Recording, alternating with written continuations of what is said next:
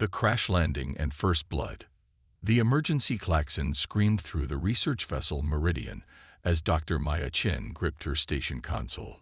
Warning lights bathed the bridge in pulsing red as the ship bucked and twisted through the atmosphere of an uncharted world.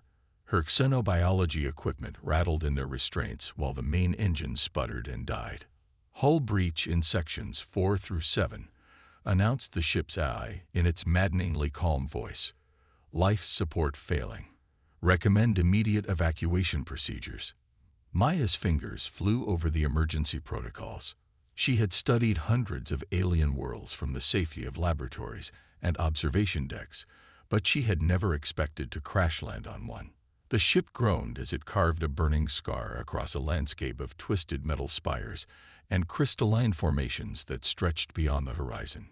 The impact threw her against the bulkhead with bone-jarring force. When the world stopped spinning, smoke filled the air and sparks cascaded from damaged circuits. Maya pulled herself upright, testing her limbs for brakes. Everything hurt, but nothing seemed broken. She grabbed her emergency pack and stumbled toward the twisted remains of the airlock. Outside, the air tasted of copper and ozone. Twin suns cast harsh shadows across a terrain that seemed designed by nightmares. Jagged rock formations jutted from the ground like broken teeth, and pools of luminescent liquid bubbled between them. The gravity felt wrong, slightly lighter than Earth standard, making each step feel like a controlled fall. Maya's training kicked in as she surveyed her surroundings. The crashed ship was already attracting attention. Shapes moved in the distance, too large and too wrong to be anything she recognized from the xenobiology databases. Her hand instinctively moved to the plasma cutter on her belt, though she knew it would be useless against anything truly dangerous. The first creature emerged from behind a crystal spire. It stood 3 meters tall on 4 powerful legs, its hide covered in natural armor plates that shifted color like oil on water. 6 eyes arranged around its elongated skull tracked her movement with predatory focus. Saliva dripped from rows of serrated teeth as it tested the air with a forked tongue. Maya backed slowly toward a cluster of rocks, her mind racing through everything she knew about predator behavior. Don't run unless you have somewhere to go. Maintain eye contact. Look for escape routes. The creature's posture suggested it was evaluating her threat level, trying to decide if she was worth the effort to hunt. The decision was made for both of them when more shapes emerged from the rocky terrain. A pack of smaller but faster creatures with razor-sharp claws and too many joints in their limbs surrounded the larger predator. They chittered and hissed in what might have been communication, their movements coordinated like a military unit. The larger creature's attention shifted to the new arrivals, and Maya seized the moment. She sprinted toward a narrow gap between 2 rock formations, hoping to find shelter or at least force any pursuit into a bottleneck. Behind her, sounds of battle erupted as the predators turned on each other, apparently deciding that fighting over territory was more important than chasing a single small alien. Maya squeezed through the gap and found herself in a natural amphitheater carved from black stone. The walls rose high above her head, smooth and unmarked except for what looked like viewing galleries carved into the rock. The floor was covered in sand that had been stained dark with old blood. She wasn't alone. Dozens of creatures filled the space, representing species she had never imagined. Some stood on 2 legs, others on 4 or 6. Some had fur, others scales, chitin, or hides covered in spines. What they all shared was an aura of barely contained violence and the scars that marked them as survivors of countless battles. At the center of the arena, a towering insectoid with iridescent wings addressed the crowd in a voice that clicked and buzzed with mechanical amplification. Maya's universal translator struggled with the dialect, but managed to convey the general meaning. "Fresh meat arrives," the announcer declared. "The Crucible of Worlds welcomes another contestant. Will this soft thing provide sport or merely a quick meal for our champions?" The crowd erupted in sounds that might have been laughter, roars, or challenges. Maya found herself pushed forward by creatures she hadn't even noticed approaching from behind.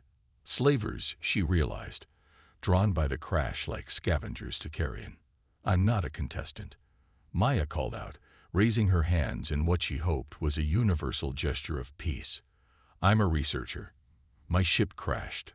I just need to contact my people." The announcer's mandibles clicked in what might have been amusement. All who enter the crucible must prove their worth. The strong earn their freedom. The weak feed the strong. These are the only laws here. Maya's mind raced as she assessed her situation. The arena was clearly ancient, carved from living rock by beings with technology she couldn't begin to understand. The viewing galleries were filled with creatures from across the galaxy, suggesting this was some kind of neutral ground where different species came to settle disputes or prove their strength. Gates at opposite ends of the arena began to grind open. From the shadows beyond, 3 shapes emerged. The first was a quadrupedal predator similar to the one she had encountered earlier, but larger and bearing the scars of many battles. The second walked upright on powerful legs, its arms ending in claws that looked capable of shearing through metal. The third defied easy description, a shifting mass of tentacles and teeth that seemed to flow across the ground like liquid death. "Survive the trial," the announcer declared, "and earn the right to face greater challenges. Fail, and become their next meal." Maya drew her plasma cutter and activated the beam. The weapon was designed for cutting through ship hulls and asteroid samples, not combat, but it was all she had. The crowd fell silent, perhaps curious to see how long the soft alien would last. The tentacled creature struck first, launching itself across the arena with surprising speed.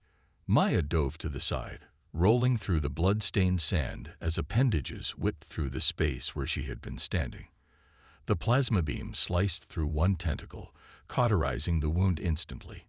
The creature recoiled with a sound like steam escaping from a broken pipe. The quadruped tried to flank her while she was focused on the tentacled horror. Maya spun and played the plasma beam across its face, forcing it to rear back on its hind legs. The moment of vulnerability allowed her to dart between its legs and slice through a tendon, sending the creature crashing to the ground. The upright predator had been circling, waiting for its chance. It struck with calculated precision, claws extended toward Maya's throat. She dropped low and swept its legs, using the creature's own momentum to send it sprawling. Before it could recover, she pressed the plasma cutter against its neck. "Yield," she said clearly, hoping the translator would convey her meaning. The creature's eyes, surprisingly intelligent, studied her for a long moment. Then it slowly nodded and placed its claws flat against the ground in what was clearly a gesture of submission. The crowd erupted in chaos. Some roared approval while others hissed what sounded like displeasure. Maya had not just survived her trial. She had forced a seasoned arena fighter to surrender. In a place where strength was the only currency that mattered, she had just announced that humanity was not to be underestimated. The announcer's voice cut through the noise. "Remarkable. The soft one shows cunning and mercy. Perhaps there is more to this species than meets the eye." Maya deactivated her plasma cutter and helped the defeated predator to its feet. The gesture seemed to surprise the creature, which studied her with new interest before limping toward one of the arena exits. As the crowd began to disperse, Maya noticed that many of the creatures in the viewing galleries were no longer looking at her with hunger or amusement. Instead, their gazes held something she hadn't expected to see directed at a human in a place like this: respect. The champion's gauntlet. 3 days had passed since Maya's first trial, and the crucible had become her temporary home. The arena complex was vast, carved deep into the planet's crust with living quarters, training areas, and vast halls where creatures from across the galaxy gathered to trade, negotiate, and plan their next battles. Maya had been assigned quarters in the newcomer section, a series of caves that offered basic shelter and access to the communal areas. Her neighbors were an eclectic mix of species, some preparing for their first trials, others recovering from recent battles. Despite the language barriers and vastly different biology, she had begun to establish a strange sort of camaraderie with some of them. Her victory in the preliminary trial had earned her an unexpected currency in the arena's social hierarchy. Creatures that might have seen her as prey now nodded acknowledgement when she passed. Some even approached with what seemed like genuine curiosity about her species and homeworld. The arena's medical facilities were surprisingly advanced, staffed by beings who understood the biology of hundreds of different species. They had treated her minor injuries from the crash and provided her with supplements to help her body adapt to the planet's unique atmospheric composition. The medics, she learned, were neutral parties in the arena's conflicts, sworn to treat all combatants equally regardless of species or affiliation. On the morning of the fourth day, Maya was approached by a delegation she hadn't expected to see. The creature she had defeated in her first trial stood at their head, flanked by two others of its species. They moved with the controlled grace of natural predators, but their posture suggested negotiation rather than aggression. "I am Korthek of the seventh brood," the lead creature said through Maya's translator. "You showed honor in our battle. I would speak with you." Maya inclined her head respectfully. "I'm Dr. Maya Chen. I'm honored by your visit." Korthek's head tilted in what might have been curiosity. "You are scholar as well as warrior. This is unusual combination in the Crucible. Most who come here seek only to prove strength or settle blood debts. I didn't choose to come here," Maya explained. "My ship crashed. I'm just trying to survive until I can find a way home." "Home," Korthek repeated, as if tasting the word. "Many here have forgotten such places exist. The Crucible becomes home to those who prove themselves. Perhaps this is your fate as well." Before Maya could respond, a new voice cut through their conversation. "The human will have little choice in the matter if she accepts the champion's challenge." They turned to see a figure approaching from the direction of the arena's upper levels. The newcomer was tall and lean, moving with a predator's fluid grace despite walking upright like a human. Her skin was a deep blue-black that seemed to absorb light, and her eyes were large and multifaceted like insects. Despite her alien features, something in her bearing suggested intelligence and cunning that rivaled any human. "I am Zixandra, speaker for the Arena Council," she introduced herself. "The champion has observed your trials, human. You have impressed beings who are not easily impressed." Maya felt a chill that had nothing to do with the cave's temperature. "What does that mean?" "It means," Zixandra continued, "that you have been invited to face Thakmor, the eternal, last survivor of the Nexal Prime extinction. He has held the champion's title for over 2 centuries, and has not issued a direct challenge in nearly 50 years. Korthek's reaction was immediate and violent. He stepped protectively in front of Maya, his claws extending involuntarily. "The eternal is death incarnate. To face him is suicide. The human has earned her freedom through her trials." Zixandra's multifaceted eyes reflected light like scattered jewels. Freedom in the Crucible must be claimed, not earned. Thakmor has offered the human a choice: face him in single combat with the victor claiming the right to leave this world, or remain here as a permanent resident of the arena. Maya's mind raced through the implications. She had studied enough xenobiology to understand what she was being offered. The champion's challenge was apparently the highest honor the arena could bestow, but it was also likely a death sentence. Whatever Thakmor was, he had survived for centuries in a place where only the strongest lived to see another day. "When?" Maya asked simply. "Tomorrow at the apex hour, when both suns reach their zenith," Zixandra replied. "The entire Crucible will bear witness. Win, and you earn the right to leave with honor and the respect of every species represented here. Lose." She didn't need to finish the sentence.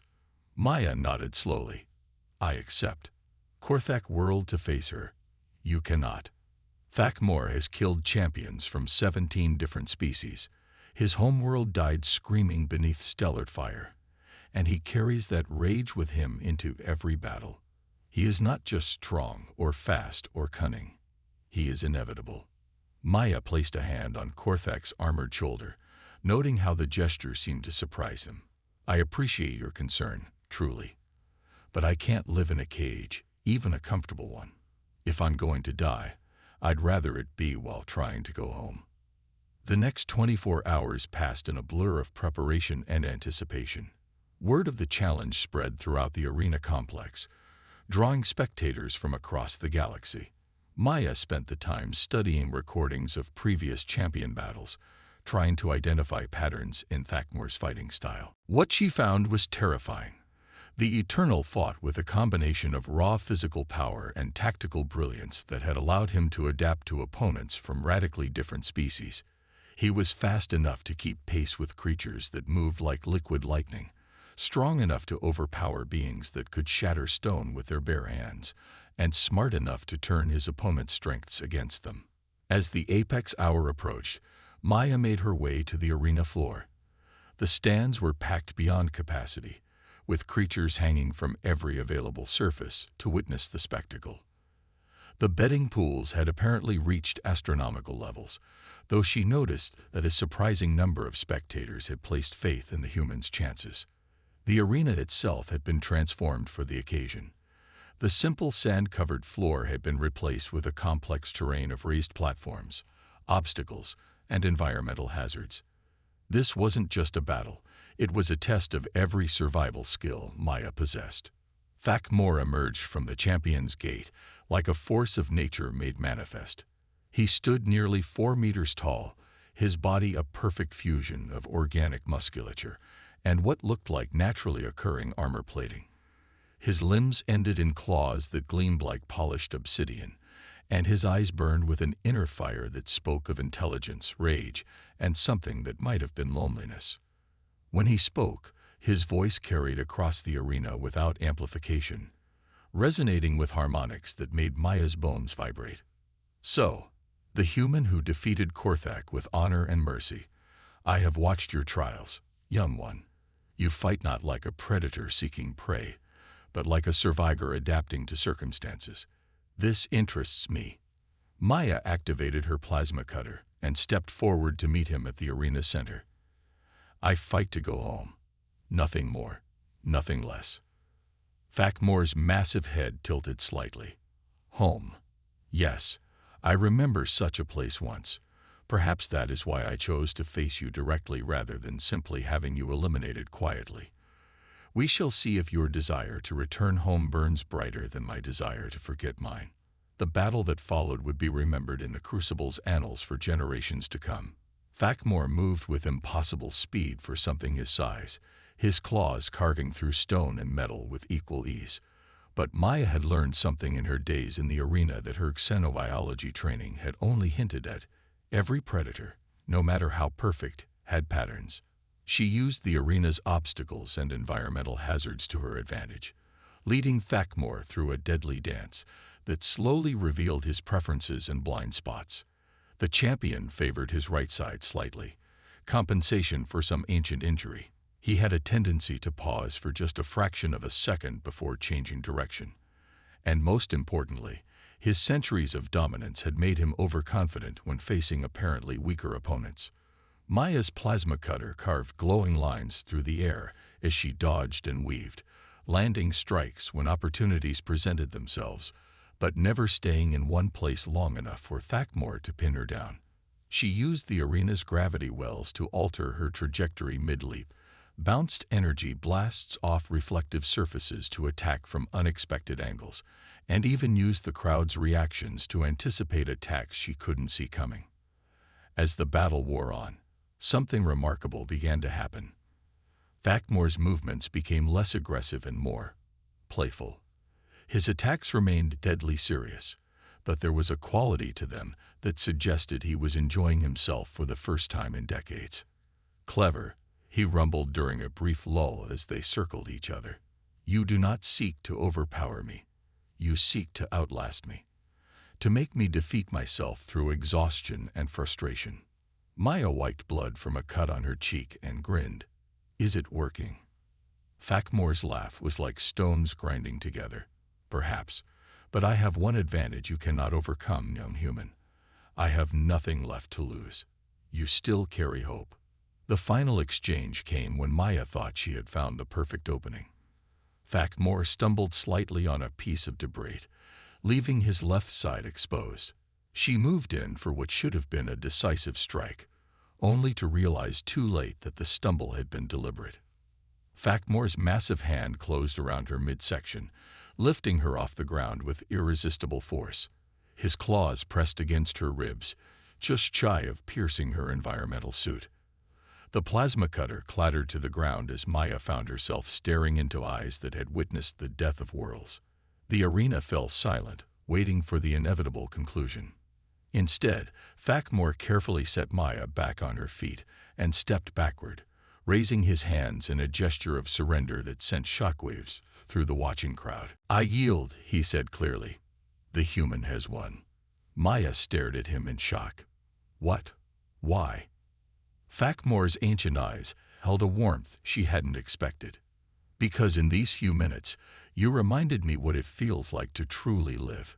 You fought not with hate or rage, or the desire to prove superiority. You fought with hope, with the desire to return to those who matter to you. I had forgotten such motivations existed." He turned to address the crowd, his voice carrying to every corner of the arena.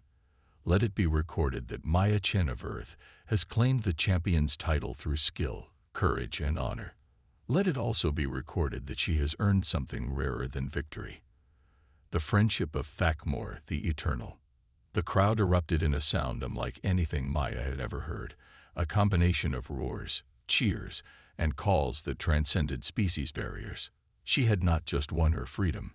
She had done something that seemed impossible in a place dedicated to violence and dominance.